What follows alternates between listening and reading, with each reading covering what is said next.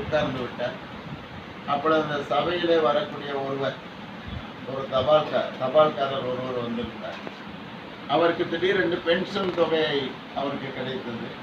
அவர் அந்த 5000 ரூபாயை என்ன செய்தார், பென்ஷன் தொகை அவருக்கு கிடைத்த தொகையை மற்றதை பேங்க்ல போட்டுவிட்டு, இந்த ஆபிரகாம் என்று சொல்லுகிற அந்த சகோதரனுக்கு உதவ வேண்டும் என்று சொல்லி என்ன செய்தார், ஒரு 5000 ரூபாயை, ஐயா நீங்கள் வைத்துக் கொள்ளுங்கள், எப்பொழுது விருப்பப்படுகிறீர்களோ அப்பொழுது நீங்கள் ரூபாயை திரும்ப தந்து விடலாம் என்று உங்களுக்கு கைமாற்றாக தருகிறேன் என்று சொல்லி அவர் என்ன செய்தார், சபையில் உள்ளவர்கள் மூலமாகவே, அவர்கள் கூடுதலின் மூலமாக, அவர்களுடைய அன்பின் மூலமாக தேவனிடத்தில் இவர் கேட்க வேண்டும் என்கிறதற்கு தான் சாட்சியை அறிவித்தார்.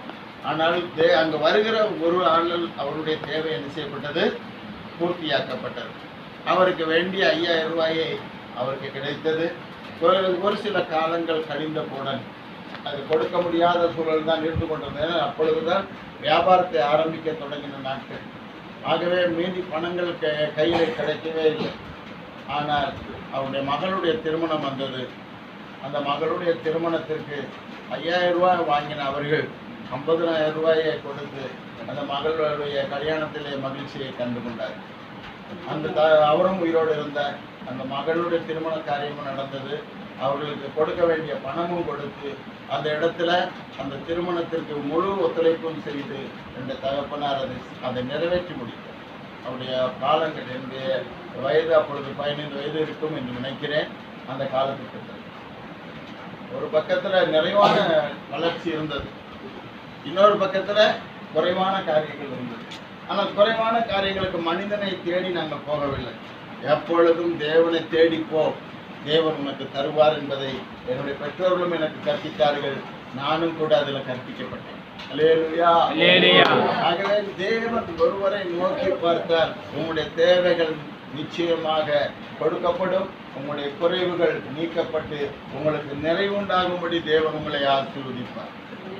நீங்கள் என்ன செய்ய வேண்டும், உங்களிடத்துல இருக்கிறதான துர்க்குணத்தையும் 5 வகையான காரியங்களை உங்களை விட்டு நீக்க வேண்டியதும் ஒழிக்க வேண்டியதும் அவசியமா இருக்கிறது. ஒரு மனதை மாற்றிக்கொள்வதற்கு என்ன செய்ய வேண்டும், அவன் மனதை கெடுத்து கொண்டு இருக்கிறதான 5 வகையான தவறுதான காரியங்கள் மனிதனிடத்தில் இருக்கிறதை இங்கு பேதுரு என்கிறதான ஒரு அப்போஸ்தலன் சுட்டி காட்டுகிறார். முதலாவது இருக்கிறதான தவறுதலை பார்க்கும்போது சகலவித துர்க்குணம் என்று சொல்லப்பட்டிருக்கிறார். மனிதனிடத்தில் என்ன இருக்கிறது, நற்குணம் இருக்கிறதா, துர்க்குணம் இருக்கிறதா? மனிதனை ஆராய்ந்து பார்க்கும்போது மனிதனிடத்துல அநேக பேரிடத்துல என்னதான் இருக்கிறது, துர்க்குணம் தான் இருக்கிறது. ஆகவே தேவனிடத்துல பலியிடுகிறதான பிள்ளைகளும் கூட என்ன செய்கிறார்கள், தேவனை தேட வேண்டும் என்று வரும்போது துர்க்குணத்தோடு தான் வருகிறார்கள்.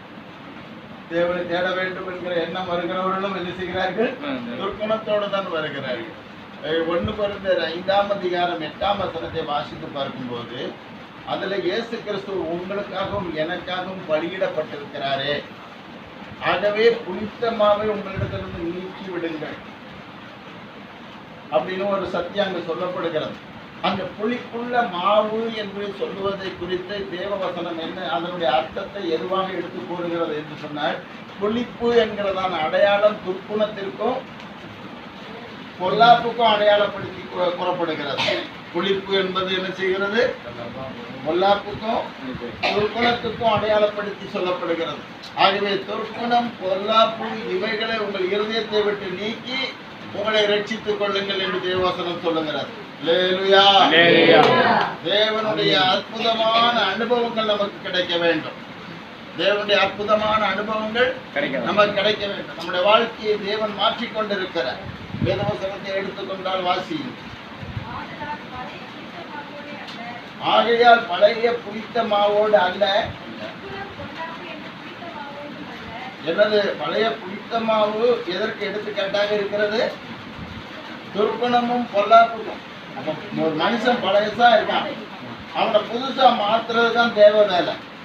ஒரு மனுஷனுடைய பழைய மனது இருக்கிறது, அதை புதிய மனதாக மாற்றுவது தான் தேவனுடைய வேலை. ஆகவே நீ தேவனிடத்துல சேரும்போது பழைய மனுஷனா வராத, புது மனுஷனா வருவதற்காக உன்னை தேவன் மாற்றுவார் என்ற கருத்துக்களை நாங்கள் உங்களுக்கு தெரிவிக்கிறோம். தேவன் என்ன சொல்லுகிறார், உன்னுடைய பழையவைகள் ஒழிந்து போகட்டும். பழைய மனுஷனுடைய